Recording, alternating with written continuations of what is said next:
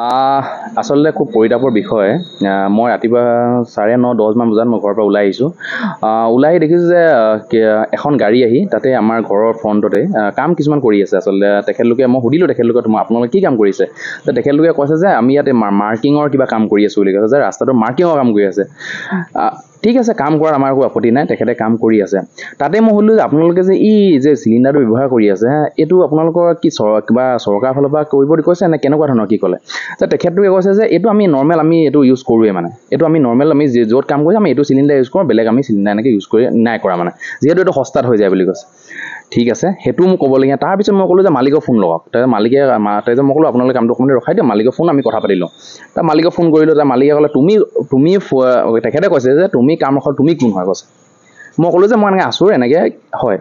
তাৰপিছত কৈছে আছোঁ হ'ল বুলি কি কাম ৰখাব পাৰিব নেকি? তো এইটো এটা কথা মোৰ গাত লাগিছে আচলতে, যে আছোঁ হ'ল বুলিয়ে যে কিবা কাম ৰখাব পাৰিব, আমি কিয় নোৱাৰিম? যদি ভুল দেখিছোঁ, আজি মই কিবা ভুল দেখিছোঁ, তেওঁ মন্ত্ৰী বিধায়কক অঙুৰি মঙুৰি হ'ব পাৰে, মোৰ তাত কোনো ভয় কৰিবলগীয়া বা আমাৰ কোনো আছুৱে ভয় কৰিবলগীয়া কোনো কথা নাই। কিন্তু যদি তাত ইলিগেল বা কিবা আমি দেখিছোঁ, আমি তাত মাত মাতিমেই। মাত মাতি এইটো ভয় ভাবুকি দেখাইছে, যে এই ভয় ভাবুকি যাতে আছুক যাতে নেদেখায়। মই তেওঁ সকীয়াই যে ৰাজীৱ বৰা নামৰ যিজন ব্যক্তি, সেই ব্যক্তিজনক মই সকীয়াই দিছোঁ যে তেখেতে এই ভয় ভাবুকি আছুক যাতে নেদেখায়।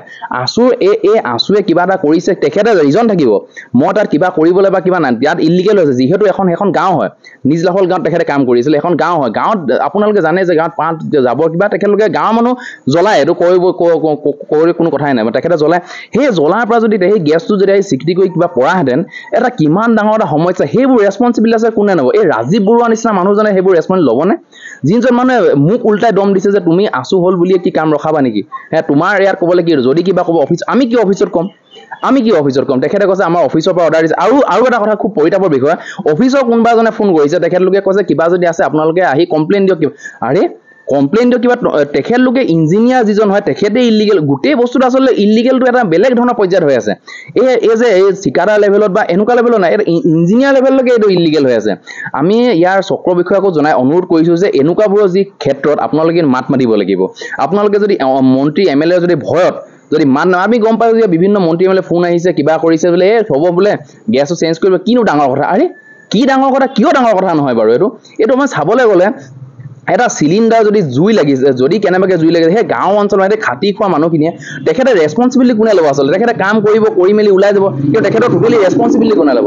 আৰু আমি এই 2-3 দিনৰ আগৰ কথা আমি দেখিছোঁ এয়াৰপৰ্টত এনেকুৱা ধৰণৰ কাণ্ড হৈ গৈছে।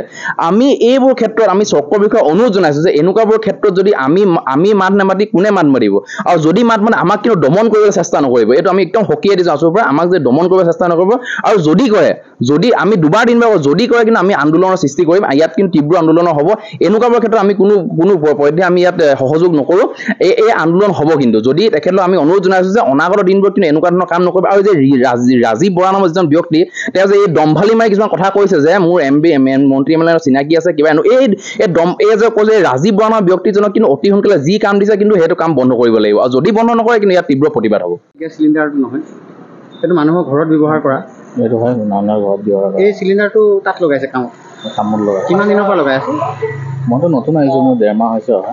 1.5 মাহত আপুনি এই চিলিণ্ডাৰটো লগাই? আমাৰ ইয়াত 5 দিন 4 দিন হৈছে আজিলৈ কামত অহা। 4 দিন আপোনালোকে বৰ্তমান এতিয়া চলাই কোন হয় মালিক? ৰাজীৱ বৰা।